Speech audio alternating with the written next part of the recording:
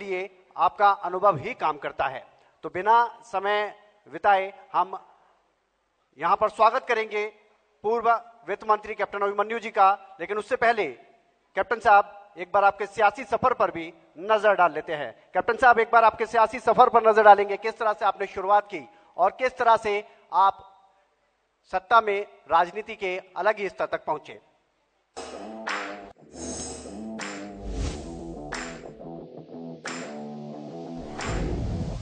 हरियाणा के पूर्व मंत्री और बीजेपी के वरिष्ठ नेता कैप्टन अभिमन्यु का जन्म 18 दिसंबर 1967 को हिसार के खांडाखेड़ी गांव में हुआ था। काफी लंबे समय से राजनीति में एक्टिव कैप्टन अभिमन्यु की सियासत में अपनी अलग पहचान है। कैप्टन अभिमन्यु 1997 में कैप्टन अभिमन्यु ने बीजेपी ज्वाइन की। अलग अलग अहम पदों पर काम कर पार्टी को मजबूती दी। उनकी लोकप्रियता को देखते हुए 2005 में हरियाणा बीजेपी के महासचिव वो बनाए गए। 2010 में राष्ट्रीय महासचिव के पद पर पदोन्नत किए गए। 2014 में हिसार के नारनौंद विधानसभा सीट से विधायक चुने गए और 2014 में वित्त मंत्री के अलावा कई विभागों की अहम जिम्मेदारी भी इन्होंने संभाली। 1987 में इंडियन आर्मी ज्वाइन की। 1994 में इंडियन सिविल सर्विस का एग्जाम क्लियर किया, लेकिन नौकरी ज्वाइन ना करने का फैसला लिया। उसके बाद कैप्टन अभिमन्यु ने समाज सेवा की और राजनीति में आने के बाद उन्होंने कई उपलब्धियां भी अपने नाम की। बीजेपी आलाकमान से कैप्टन अभिमन्यु के अच्छे संबंध बताए जाते हैं और मौजूदा समय में भी वो पूरी तरह से एक्टिव होकर पार्टी के लिए कार्य कर रहे हैं। स्वागत है सर आपका जोरदार तालियों के साथ। कैप्टन साहब आपका स्वागत है, मंच पर आए प्लीज सर, आपसे अनुरोध है। और इस सेशन को आगे बढ़ाएंगे मेरी सहयोगी राजश्री। सवाल जवाब का ये दौर अब आगे बढ़ता नजर आएगा। कैप्टन साहब के लिए एक बार जोरदार तालियां हो जाए।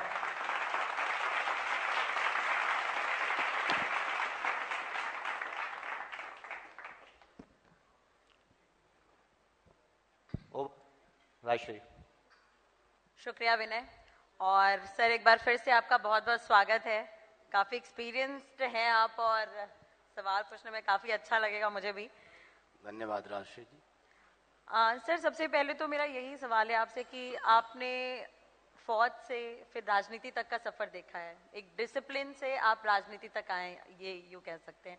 आप राजनीति में हैं अभी, आपने बहुत सारे विभागों को संभाला है, वित्त को लेकर आप मुझसे ज़्यादा जानते हैं। तो मेरा यही सवाल कि पिछली की सरकार और अभी की सरकार, या फिर आप जब वित्त विभाग संभाल रहे थे और अभी जो वित्त विभाग जिस तरह से संभल रहा है, कितना फर्क देखते हैं आप? देखिए, कोई भी सरकार हो लोकतांत्रिक प्रणाली में वह एक निरंतरता में काम करती है और हमने भी जब संभाला था तो हमसे पूर्व की सरकारों ने भी उस व्यवस्था में काम किया था और जिसको भी जिम्मेदारी मिलती है वो अपने तरीके से बेहतर करने की कोशिश भी करते हैं। 2014 में हमको जब जिम्मेदारी मिली, हमने 5 साल हरियाणा प्रदेश की सेवा करने की कोशिश की, अपनी तरफ से बेहतर देने की कोशिश की। 2019 में फिर बीजेपी की सरकार बनी है और वित्त विभाग के नाते से माननीय मनोहर लाल जी मुख्यमंत्री जी स्वयं उसकी जिम्मेदारी को संभाल रहे हैं। जहां तक मेरा मानना है और बड़ा स्पष्ट तौर पे कहता हूं कि मुझसे बेहतर और योग्य माननीय मुख्यमंत्री जी हैं और मुझसे बेहतर ढंग से हरियाणा की वित्त व्यवस्था को पहले से ज्यादा बेहतर तरीके से संभालने का काम कर रहे हैं। सर लेकिन अगर विपक्ष कर्ज को लेकर आरोप लगाते हैं, कर्ज को लेकर विपक्ष जिस तरह का बयान देते हैं, तो विपक्ष को लेकर क्या कहेंगे आप इसमें? देखिए, मैंने कई बार कहा है कि ये जो पक्ष और विपक्ष जो है, ये लोकतंत्र के मंदिर विधानसभा में चर्चा करने का उनको जिम्मेदारी भी है और अधिकार भी है। और इस कर्ज के विषय पे जब वो बोलते हैं, विधानसभा के अंदर जब बोलते हैं, तो उनको सवाल पूछने का अधिकार है, लेकिन उनकी ये भी जिम्मेदारी है कि सरकार की तरफ से सवाल के जवाब को भी सुने और जवाब में से और कोई सवाल निकलते हैं तो उन सवालों को भी सामने लेकर के आए, ताकि जनता के सामने सच्चाई आनी चाहिए। अनुभव में ये आया कि 5 साल हम भी थे और अभी भी जो 4 साल में, कि केवल एक गलत बयान, एक out of context, out of reference आप उसको बोल दें और उसके बाद जवाब ना सुने। और बाहर भी अगर चर्चा करनी है तो हम तो श्वेत पत्र लेकर के आए थे, हमने बार बार कहा पूरी बात को सुनना चाहिए। और मुझे कहीं ना कहीं ऐसा लगता है कि पिछले 8-9 सालों में विपक्ष के पास कोई मुद्दा ही नहीं था जी। तो मुद्दा नहीं था, तो किसी तरह का कोई जिसको नॉन इश्यू कहते हैं कि सबको मालूम है कि हरियाणा की वित्त प्रबंधन की स्थिति बहुत अच्छी है, सबको मालूम है कि हरियाणा वित्त प्रबंधन की दृष्टि से देश में अग्रणी है, देश में एक मिसाल के तौर पर दिया जाता है। ऐसे में अगर ये मुद्दा विपक्ष के पास है तो मैं समझता हूं कि विपक्ष मुद्दा विहीन है। विपक्ष वास्तव में 9 साल में कोई मुद्दा खड़ा ही नहीं कर पाया या उनको कोई मुद्दा मिल ही नहीं पाया जिसको वो ईमानदारी से जनता के बीच में ले जाते हैं। चलिए ठीक है, लेकिन आपने राजनीति में उतार चढ़ाव देखे हैं सर काफी। अब मेरा ये सवाल है कि अगर आने वाला जो वक्त रहने वाला है 2023-24, आप अपने आप को कहाँ पर पाते हैं? अगर आपको मौका मिले तो क्या आप लोकसभा जाएंगे या फिर कोई और रणनीति के तहत आप काम कर रहे हैं? मुझे मेरे संगठन ने बहुत बड़ा और बहुत अच्छा मौका दिया हुआ है। मैं अपने संगठन का अपनी इच्छा से और संगठन के आशीर्वाद से कार्यकर्ता हूं। कार्यकर्ता कभी रिटायर नहीं होता, कार्यकर्ता समर्पण भाव से काम करता है। कार्यकर्ता से बड़ा कोई पद नहीं होता, कार्यकर्ता के पद को कोई छोटा नहीं कर सकता है। उस नाते से जब तक जिंदा हूं, पार्टी के कार्यकर्ता चाहे 2023 और 24 हो, 2033, 34 हो, 2043, 44 हो, एक कार्यकर्ता के नाते काम करता रहूंगा। संगठन जो आदेश देगा, जिस युद्ध के मैदान में, जिस रणभूमि में, जिस भूमिका में संगठन मुझसे अपेक्षा करता है, मैं एक सैनिक के नाते अपनी जिम्मेदारी निभाने के लिए तैयार रहूंगा और उतना ही अपने आप को देखता हूं, उससे कम और उससे ज्यादा नहीं देखता हूं। सर ये तो आपकी छवि रही कि आप काफी पॉजिटिव रहते हैं, आप सकारात्मक रहते हैं, लेकिन मेरे जहन में कभी कभी ये सवाल होता है कि आप काफी विभाग आपने देखे, आपने 8 विभाग संभाले हैं और वो 8 विभाग बहुत महत्वपूर्ण रहे हैं।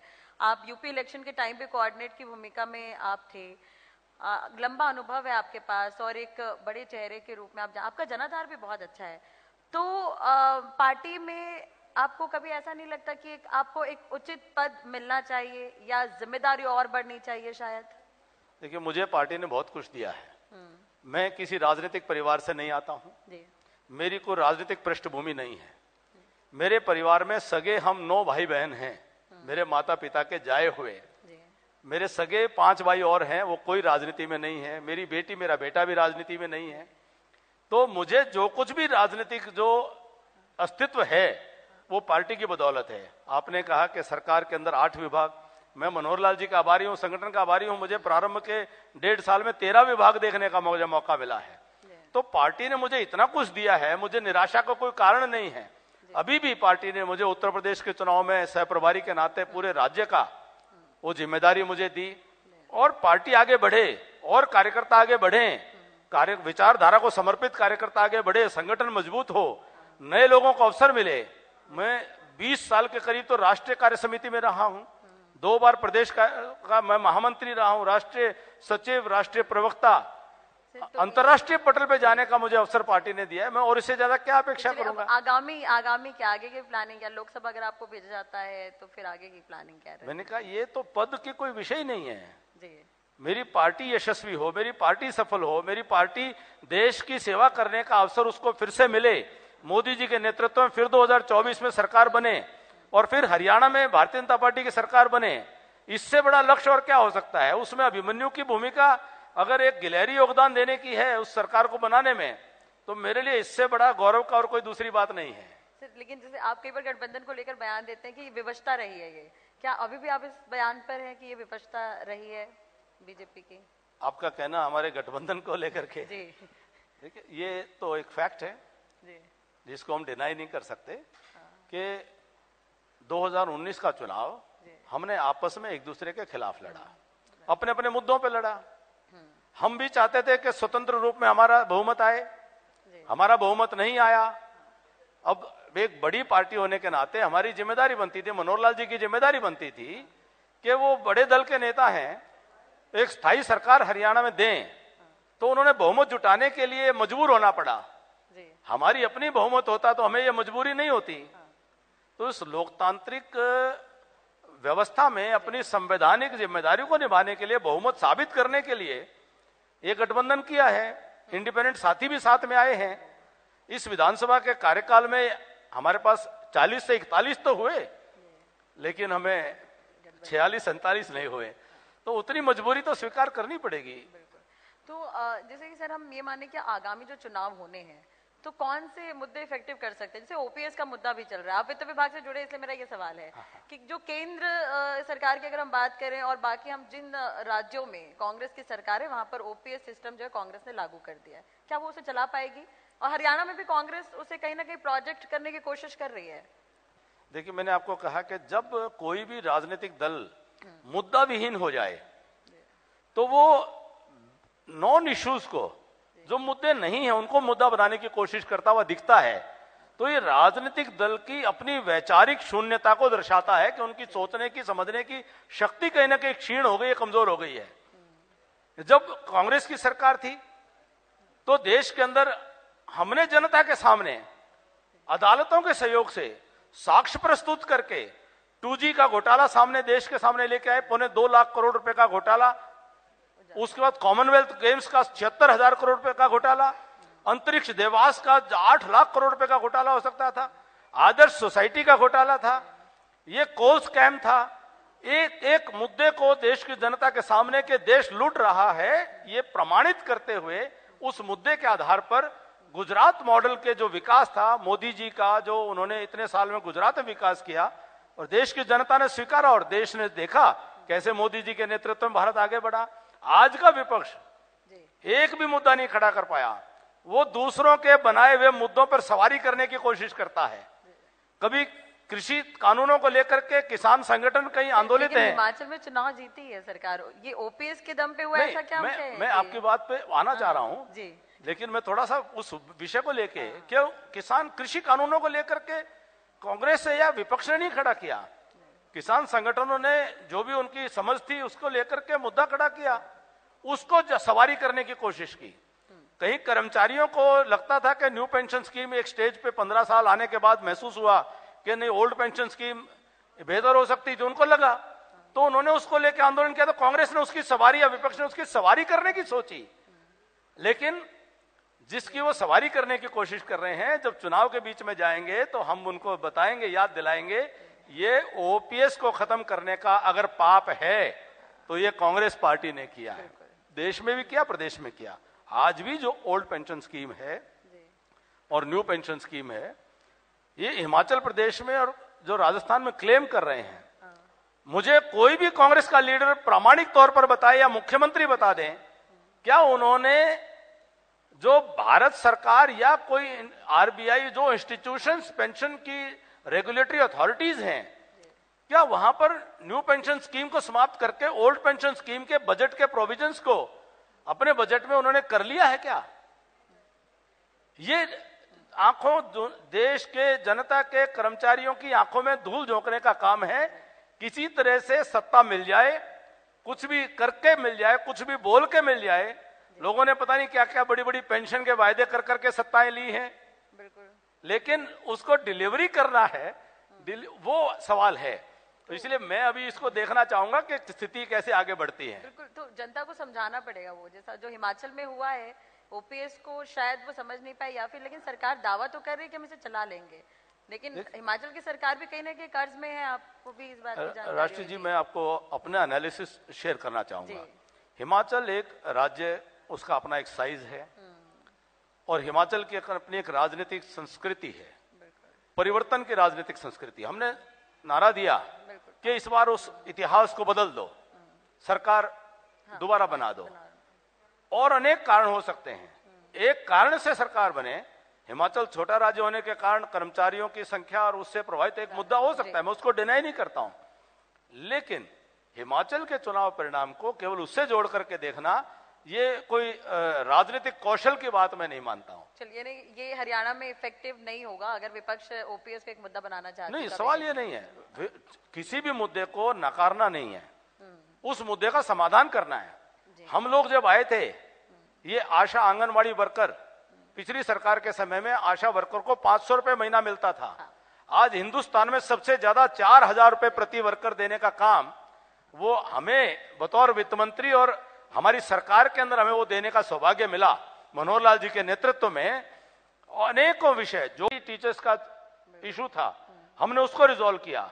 हरियाणा जो इंडस्ट्रियल सिक्योरिटी फोर्स चौटाला साहब के समय की रिक्रूटमेंट थी, औद्योगिक सुरक्षा बल एक हरियाणा का बना था, उसके कर्मचारियों का 1000 से करीब कर्मचारी सड़कों पर थे, उनके मुद्दे को रिजॉल्व किया। मुद्दे होते हैं, मुद्दे को रिजॉल्व करना होता है। आज old pension scheme, new pension scheme मुद्दा है। मैं आभारी हूं प्रधानमंत्री नरेंद्र भाई मोदी जी का कि उन्होंने उसको स्टडी करने के लिए कमेटी बनाई है।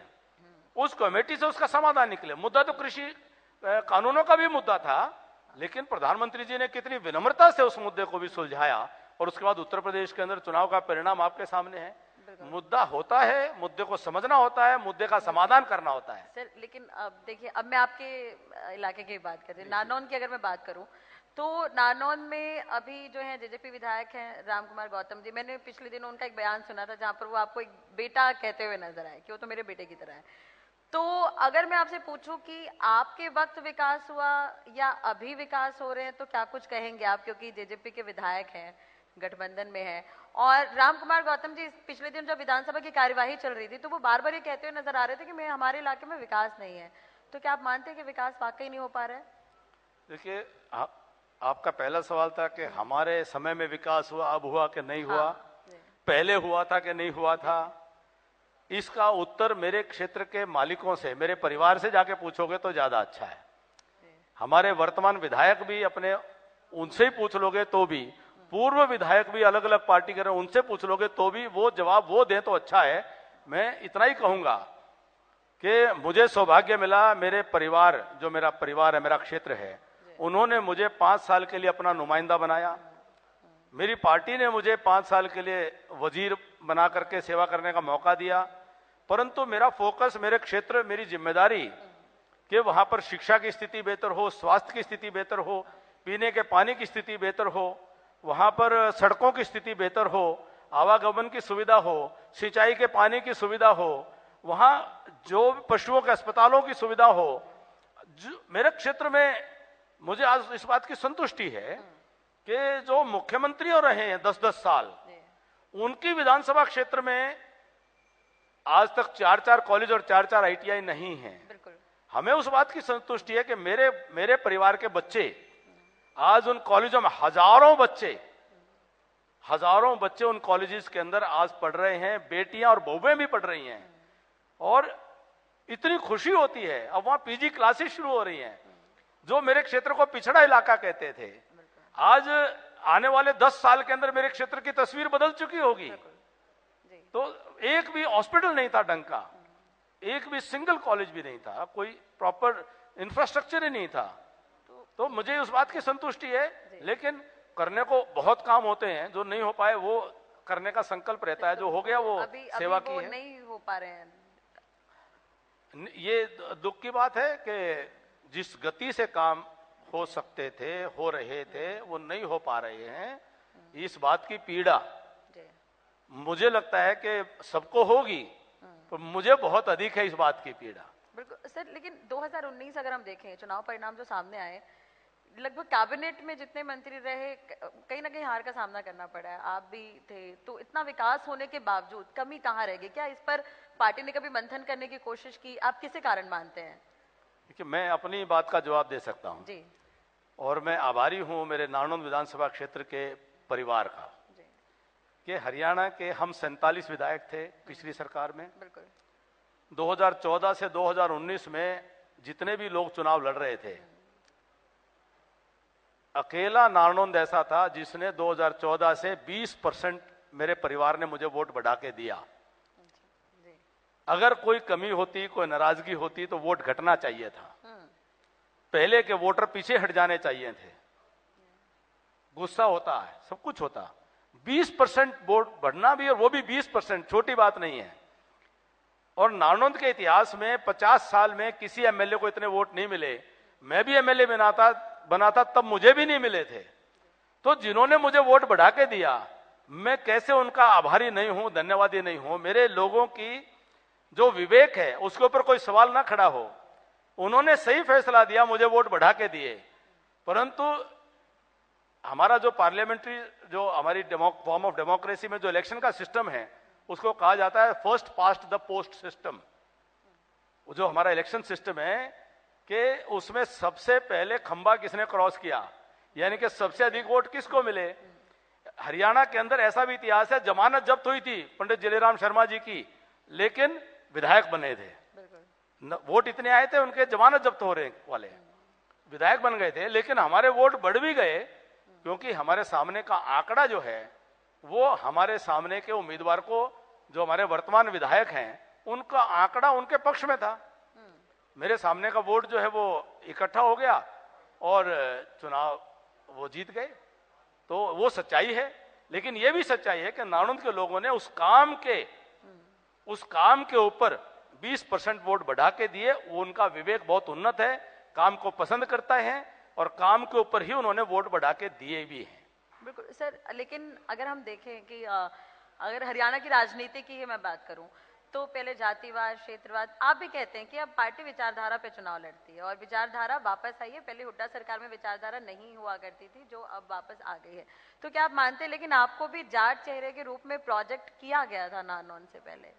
नहीं, मैं कतई भी इस बात को स्वीकार नहीं करता हूँ। देखिए, मैं आपको बड़ी ईमानदारी से कहता हूँ, मैं अपने मूल चरित्र में जिस प्रकार के संस्कार हमको मिले हैं, ये समाज के अंदर ये जाति व्यवस्था ये भारत को कमजोर करने का काम है। ठीक है, जाति व्यवस्था एक फैक्ट है, रियलिटी है, परंतु राजनीति में जात पात, माफी चाहूंगा, मैं अपने शब्दों को ठीक करना चाहूंगा, राजनीति में जात पात ये देश को कमजोर करने का काम है।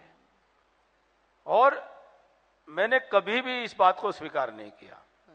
मैं भी जिस समाज में पैदा हुआ हूं, हर एक व्यक्ति को जिस समाज में पैदा होता है गर्व होना चाहिए, और मुझे भी गर्व है, मैं अपने समाज में पैदा हुआ और अपने समाज के भला करने की जिम्मेदारी सबकी होती है, मेरी भी है।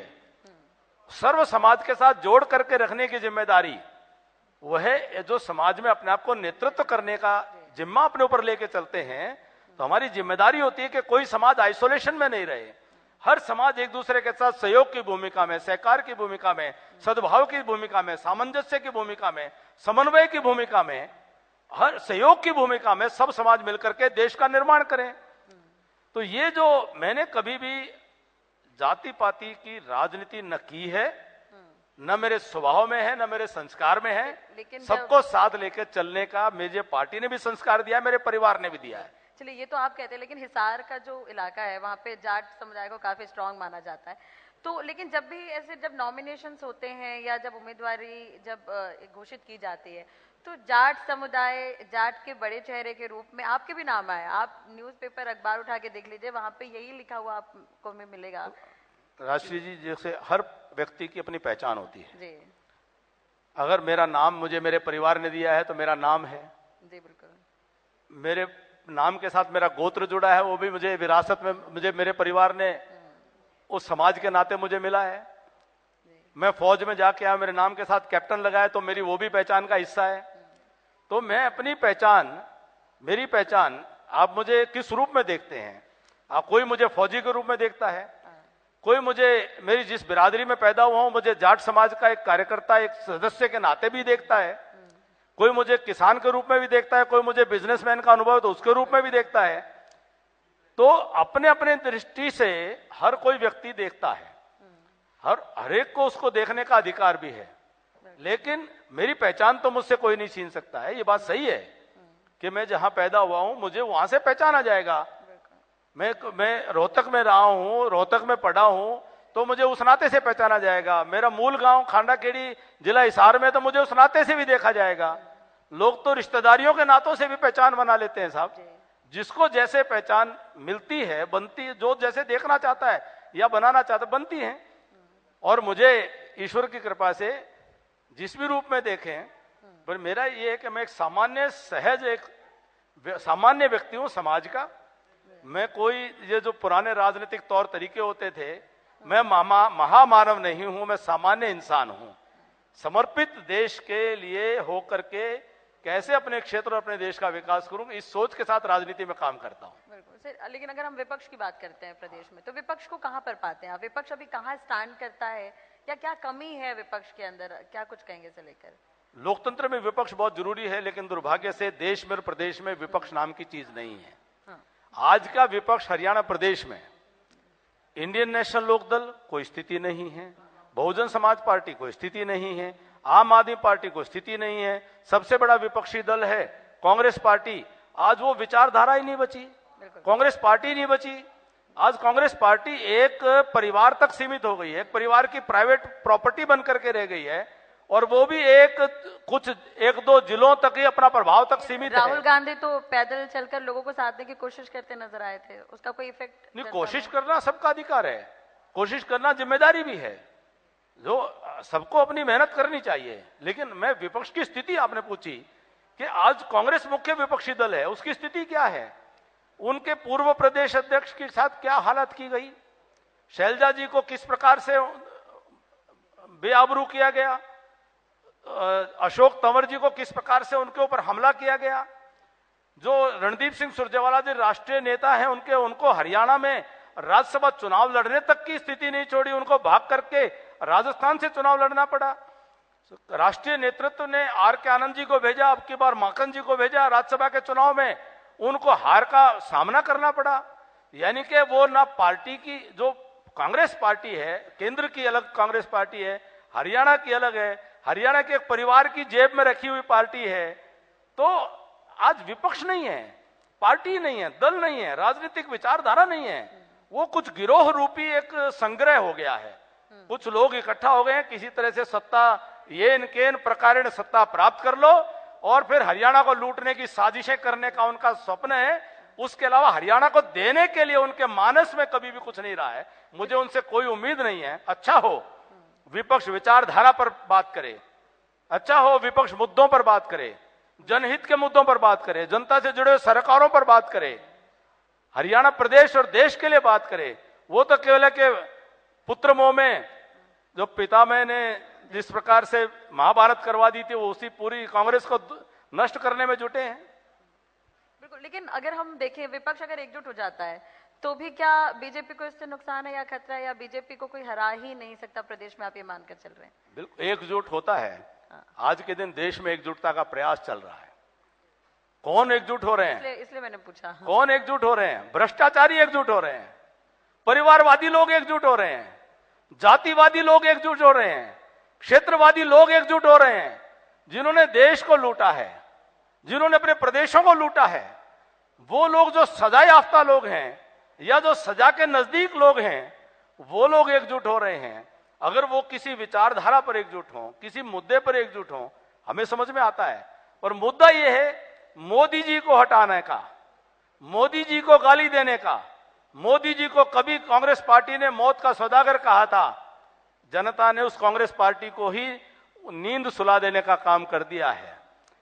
आज वो कह रहे हैं, वो उनके राष्ट्रीय अध्यक्ष, वो मुझे तो लगता है कि अपना उनको समझ ही नहीं है। उन्होंने मोदी जी को जहरीला सांप तक की संज्ञा दी है।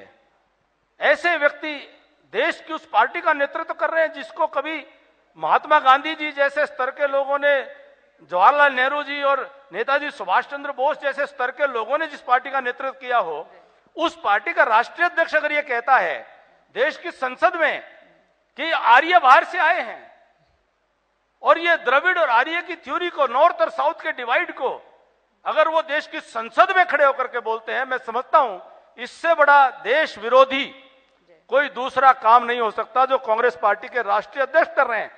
और हरियाणा प्रदेश के और हमारे कोई भी नेता कांग्रेस पार्टी का इस बात का जवाब दे, उनको क्या कहना है इस बारे में? क्या उनके पूर्वज जिनको वो कहते हैं मैं आर्य समाजी परिवार से हूं, उनको बताना चाहिए, क्या वो अपने राष्ट्रीय अध्यक्ष की इस बात से, तकरीर से सहमत हैं कि आर्य बाहर से आए थे? क्या वो देश को फिर से बांटना चाहते हैं काले अंग्रेजों की और अंग्रेजों की नीति पर, डिवाइड एंड रूल की पॉलिसी पर? इसलिए कह रहा हूं विचारधारा नहीं है, कोई मुद्दा नहीं है, सिर्फ अपने भ्रष्टाचार को आगे कैसे फिर से चलाया जाए, देश को फिर से अंधेरे में कैसे धकेला जाए, ये उनका सोच है, इससे ज्यादा है ही नहीं।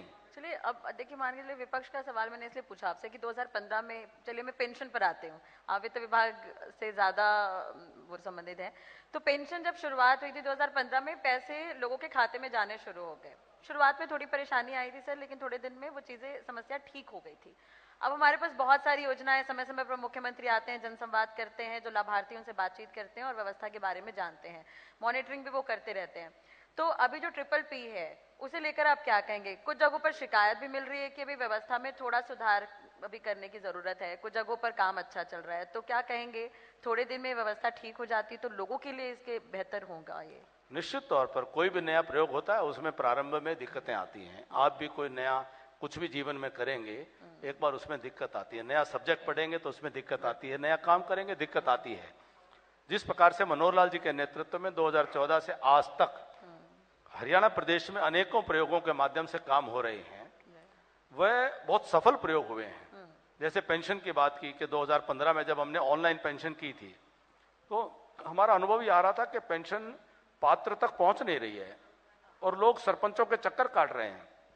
पेंशन का डेटा भी गलत है, डेटा भी गड़बड़ है, और हमने उसको ऑनलाइन किया। कांग्रेस की सरकार के समय में 750 रुपए पेंशन थी। गोहाना रैली में 1000 की पेंशन की बात की थी। 1000 पेंशन की ड्यू उन्होंने दी नहीं थी, हमने कई महीनों की आकर के भी हमने वो दी थी, पुरानी भी, और हमने उसको बढ़ा करके 2000 तक किया। और हरियाणा के इतिहास में इतनी तेजी से प्रति वर्ष जो पेंशन की वृद्धि दर है कभी भी नहीं हुई जितनी हमने उस समय में की थी। पेंशन 20 लाख लोगों को पेंशन मिल रही थी। आज ऑनलाइन प्रक्रिया से हर एक के बैंक खाते में बिना किसी देरी के, विलंब के, बिना किसी बिचौलिए के 30 लाख लोगों के बैंक खाते में आज पेंशन पहुंच जाती है। हर महीने पहुंच जाती है, बिना विलंब के पहुंच जाती है, बिना बिचौलिए के पहुंच जाती है। यह प्रयोग है। इसी तरह परिवार पहचान पत्र का मकसद क्या है? मकसद है कि हमारा समाज, हिंदुस्तान दुनिया में एक अलग प्रकार का देश है जिसमें समाज में परिवार एक हमारी इकाई है। एक फैमिली में एक आदमी पूरे परिवार को चला लेता है, परिवार मिलकर के रहता है।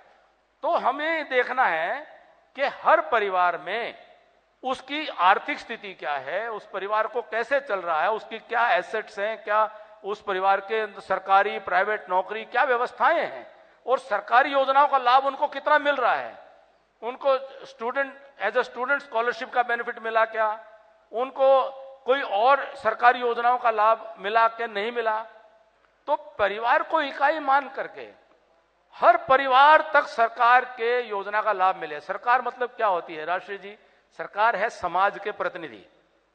हरियाणा के 3.25 करोड़ लोग, हरियाणा के जो 80 लाख परिवार मान लीजिए, वो अपने प्रतिनिधि उन्होंने अपने समाज में से बनाए हैं कि ये लोग हरियाणा का भला करेंगे, सबका भला करेंगे, 80 लाख परिवारों का भला करेंगे, 3.25 करोड़ लोगों का भला करेंगे। वो भला कैसे करोगे? ये देख के हर परिवार तक लाभ पहुंचा कि नहीं पहुंचा। तो उसमें दिक्कतें, प्रॉपर्टी आईडी में दिक्कतें आई हैं, आ रही हैं, लेकिन दिक्कतें तो आती ही हैं, स्वाभाविक है। उसी में से रास्ता बनेगा और उसका समाधान होगा। निश्चित तौर पर भला होगा देश का। बिल्कुल। आने वाला वक्त है लोकसभा चुनाव और विधानसभा चुनाव का, तो क्या एजेंडा रहने वाला है बीजेपी का? कौन कौन से मुख्य जो मुद्दे हैं या जो अच्छा प्रदेश में किया गया है, तो कौन सा एजेंडा लेकर बीजेपी चलेगी आने वाले चुनाव में? मोदी जी के नेतृत्व में देश आगे बढ़े, देश में एक नया भाव जगा है, नया स्वाभिमान जगा है, आत्मविश्वास जगा है कि 21वीं शताब्दी भारत के नाम लिखी जाएगी। 21वीं शताब्दी में भारत एक 1947 से 100 साल पूरे होंगे 2047 में। जब 100 साल पूरे होंगे तो भारत विकासशील राष्ट्र नहीं, विकसित राष्ट्र की श्रेणी में भारत खड़ा हो, एक महाशक्ति के तौर पर, विश्व गुरु के तौर पर भारत खड़ा हो। उस संकल्प को लेकर के देश में और प्रदेश में हम चुनाव में जाएंगे। सबका साथ, सबका विकास, सबका विश्वास, सबका प्रयास, और मोदी जी के नेतृत्व में जाएंगे। जो काम किए उन कामों को लेके आगे और बेहतर काम करें और देश को और मजबूत करें, उस संकल्प को लेकर के हम चुनाव में जाएंगे। बिल्कुल सर, जाट आंदोलन को आपने बहुत करीब से देखा है। ये मेरा आखिरी सवाल है बस आपसे। मैं शॉर्ट में आपसे ही जानना चाहूंगी उसके प्रोसेस अब क्या हुए हैं। जैसे चुनाव आप हारे, उसके बाद उसमें काफी लोगों को क्लीन चिट दी गई, सीबीआई की जांच की मांग भी आपने की थी, तो उस पर क्या अब किया जा रहा है? क्योंकि आप मुझसे बेहतर जानेंगे इस चीज को। देखिए, हमारी तरफ से वो जो पूरा विषय था 2016 का पूरे प्रदेश भर में, मुझे लगता है कि प्रदेश के इतिहास में वो है हमेशा से एक पीड़ादायक कालखंड के तौर पर याद किया जाएगा। पूरे प्रदेश का भाईचारा, पूरे प्रदेश का जो आपसी प्रेम, सौहार्द, छत्तीस बिरादरी का प्रेम पूरी तरह से वो खंडित हुआ। वो बहुत साजिशें हुई और मैं सीधा सीधा कहूंगा वो नेता जिम्मेदार हैं जिन नेताओं ने समाजों को आपस में लड़ाया। कोई बाहर से आया था, कोई अंदरूनी था, मैं नाम नहीं लेना चाहता किसी के, सारा हरियाणा जानता है कि किस प्रकार से ठगी ठोर करने वाले लोग हरियाणा में आकर के उन्होंने हरियाणा को जलवाया। और वो जो लोग भी उस समय में मेरे हरियाणा प्रदेश के नौजवान वो आहूत हुए और उनको जान गंवानी पड़ी, सैकड़ों हजारों लोगों के मकान, दुकान, प्रतिष्ठान जले। सबसे बड़ी बात है मेरा हरियाणा का विश्वास, आपसी प्रेम, भाईचारा खंडित हुआ। वह बहुत पीड़ादायक दौर था।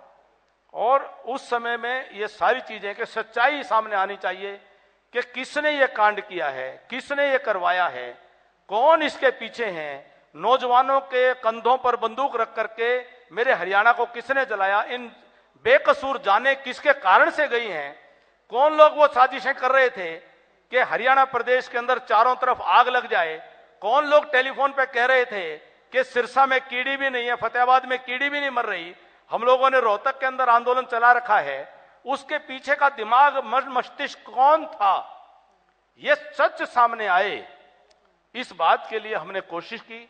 और जब तक राजश्री जी एक चीज का हमेशा ध्यान रखना है कि कहीं पर किसी बस्ती मोहल्ले में आप रहते हैं, मोहल्ले में चोरी हो जाए और शक जाए कि बगल के मोहल्ले में बस्ती से कुछ लोग जो हैं वो चोरी करते हैं, सारी बस्ती को आप चोर मानते हो, जब तक के चोर ना पकड़ा जाए कि फलाना आदमी चोर है, आप पूरी बस्ती पर निगाह करते हो। अगर कोई ये मेरे पूरे समाज के ऊपर दोषारोपण करने की बात करेगा कि मेरे समाज ने हिंसा की, तो मेरा फर्ज बनता है, मेरा समाज बहुत ही सभ्य समाज है, मेरे समाज बहुत सुसंस्कृत समाज है, मेरे समाज ने हमेशा इस पूरे हरियाणा नहीं जहां जहां मेरा समाज रहा है, एक डोमिनेंट कास्ट के नाते से, एक जमींदारी व्यवस्था के नाते से, जजमानी व्यवस्था के नाते से सबके साथ न्याय करते हुए, भाईचारा निभाते हुए, जो नेक नाते निभाते हुए, जो सीरी साझी बिरादरियां हैं उनको भी काका ताऊ का नेक नाता निभाते हुए मेरे समाज ने समाज का नेतृत्व किया है। मेरे समाज कभी भी किसी का अहित नहीं कर सकता था, न कभी किया है, लेकिन अगर कोई मेरे समाज को कटघरे में खड़ा करेगा तो पहला मेरा कर्तव्य बनता है समाज के सामने जिसने गलती की है कि गलती एक से हुई है, उसको गलती की सजा या गलती की सजा की जगह माफी करना है, वो बाद में हो जाएगी, लेकिन कसूर जब एक में आ जाएगा तो सबके ऊपर से दोष हट जाएगा। उस नाते से हमने ये संकल्प किया था कि हम इस बात की सच्चाई को सामने लेकर के आएंगे। और प्रदेश की जनता सच्चाई भी जान गई कि राजनीतिक प्रतिशोध की भावना से कौन लोग हरियाणा को जलाने चले थे, किन लोगों ने झूठे आरक्षण का स्वांग रचा था और किन लोगों ने लोगों को धोखे से, कपट से उस आपस की लड़ाई में उलझाने का काम किया था, पाप किया था, जान गए। लेकिन हमारे मन में पहले दिन मेरा स्टेटमेंट था कि मेरे परिवार के ऊपर हमला होने के बाद भी, मेरे खुद बच्चे आग के अंदर होने के बाद भी मैंने कहा था कि मेरा किसी के प्रति कोई द्वेष नहीं है और सभी को हम पूरे खुले हृदय से माफ करते हैं। हम माफ करने वाले भी कौन है, माफ तो परमात्मा करता है। समाज ने फिर बाद में बातचीत करके फैसला किया कि ठीक है, जिन भाइयों ने, जिन लोगों से जो गलतियां हुई थी, उन्होंने समाज से उन गलतियों को लेकर के समाज के सामने क्षमा याचना की। समाज का मैं भी सदस्य हूं और समाज ने अपना निर्णय दिया। मैंने कभी जांच को ना आगे क्या मामला है, देखो मामला अदालत में होगा, मैंने कभी उसका कोई पूछताछ नहीं की है, परंतु मेरे समाज के सर्व समाज और उस सर्व समाज में मेरा समाज। लेकिन सर खाप पंचायतों ने इसमें इंटरफेयर किया था, ठीक है, लेकिन एक चीज और उसमें ये कि जब आप चुनाव हारे उसके बाद ये सारी चीजें हुई तो विपक्ष ने इससे जोड़कर भी देखा था इसे। देखिए, मैं एक सैनिक हूं, एक फौजी आदमी हूं, मैं राजनीतिक चालबाजियों को करने वाला आदमी नहीं हूं। मैंने कहा मैं राजनीतिक खानदान से नहीं आया हूं, मैंने राजनीतिक चालाकियां नहीं सीखी हैं जिनको घुट्टी में पिलाया जाता है 4-4 पीढ़ी के अपने आप को। ये राजनीतिक खानदान के जो तथाकथित युवराज हैं, ये हमारे नौजवानों को बहकाते हैं, फुसलाते हैं, बहलाते हैं, झूठ बोलते हैं, हमारे नौजवानों को गलत रास्ते पर लेकर के जाते हैं, हमारे नौजवानों को गुलामी मानसिकता में धकेलना चाहते हैं। मैंने कभी भी वो झूठ की, छल की, कपट की राजनीति नहीं की। जो लोगों ने बड़ी बड़ी पेंशन के दावे दे करके, उन्होंने बड़ी बड़ी बातें करके इधर फेंक देंगे उधर फेंक देंगे, सत्ताएं हथियाई हैं, जवाब उनको देना है। मैंने उस बात की कभी भी कि जिस बात को लेकर के मेरे समाज के ऊपर जब तक प्रश्न चिन्ह है, जब तक वो जांच होकर के मेरे समाज को उस दोष से मुक्त नहीं किया जाएगा, मेरे समाज को कोई आइसोलेट करने की कोशिश को मैं कभी सफल नहीं होने दूंगा। मेरे समाज के नौजवान के सामने गुंडे, बदमाश, अपराधी को आदर्श कभी नहीं बनने दूंगा। जब तक मैं जिंदा हूं, मेरे समाज की छवि को बेहतर करने के लिए और उसको और नई ऊंचाइयों पर ले जाने के लिए जिंदगी संघर्ष करता रहूंगा। मेरे समाज में हीन भावना नहीं आए, क्योंकि हमारे पूर्वजों ने वो हासिल करके दिखाया है जिसमें हमको गर्व होने करने का अधिकार है, जिस पर हम गर्व करते हैं। हमने सबके साथ न्याय किया है और न्याय करने की जिम्मेदारी है, सबके साथ मिलकर चलने की जिम्मेदारी है, समाज के ताने बानों को फिर से जोड़ने की। सब मिलकर के रहें, आपस में प्यार प्रेम से रहें। अगर मैंने अपने आप को राजनीति में मैं लेकर के आया हूं और अपनी जिम्मेदारी मैंने ली है कि मैं नेतृत्व करूंगा, तो मेरी जिम्मेदारी बनती है कि मैं ठीक दिशा में नेतृत्व करूं, मैं ठीक तरीके से ठीक दिशा में नौजवानों को लेकर के जाऊं, अगली पीढ़ी को मैं यहां से और बेहतर स्थान पर लेकर के जाऊं, न कि मैं उनका दुरुपयोग करूं, न कि अपने राजनीतिक खानदान को आगे बढ़ाने के लिए नौजवानों का दुरुपयोग करूं, उनकी ऊर्जा का दुरुपयोग करूं। ऐसा नहीं करना है, हमने उनको ठीक मार्ग पर लगाना है। लेकिन जो अब तक होता आया, जो राजनीतिक खानदान के लोग हैं, मुझे आप एक बात बताइए, जितने भी जो आज के दिन कोई सांसद बना हुआ है, कोई मंत्री, कोई विधायक, कुछ भी हो, क्या उनके जब चुनाव लड़ा, क्या उनके इलाके में, उनकी पार्टी में, उनके समाज में क्या और कोई उनसे योग्य, सक्षम, समर्थ लोग एक भी नहीं थे?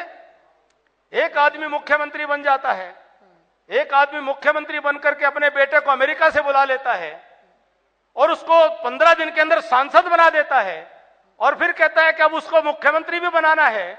उससे कोई पूछे कि आपके पूरे लोकसभा के 15 लाख वोटर्स में क्या एक भी कोई नौजवान सक्षम नहीं था आपके बेटे से?